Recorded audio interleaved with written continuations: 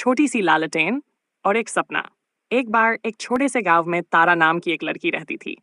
तारा बहुत मासूम थी और सपनों से भरी हुई थी।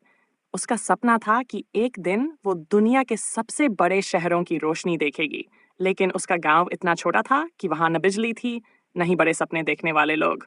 उसका एक दोस्त था राघव। राघव हमेशा उससे कहता, तारा, सपने देखने से कुछ नहीं होता।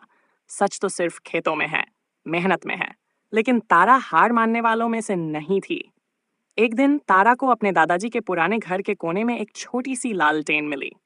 वो लालटेन बहुत पुरानी थी, लेकिन अब भी रोशनी करती थी।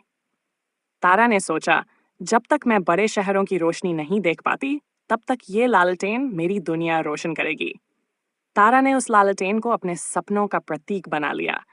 हर रात वो उस लालटेन की रोशनी में किताबें पढ़ती, नए नए सपने देखती और खुद से कहती, एक दिन मैं अपने गांव से बाहर निकलकर इस दुनिया को देखूंगी।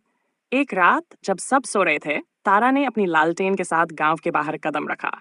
आसमान में तारे चमक रहे थे और तारा के दिल में उम्मीद थी। वो चलते चलते एक बड़े शहर पहुंची। वहां की रोशनी उसकी कल्पना से भी ज्यादा सुंदर थी।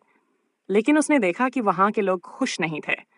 सब अपने अपने काम में इतने व्यस्त थे कि किसी के पास मुस्कुराने का भी समय नहीं था। तारा को महसूस हुआ कि असली खुशी रोशनी में नहीं, बल्कि अपने अपनों के साथ रहने में है। तारा वापस अपने गांव लौट आई। अब उसका सपना बदल चुका था।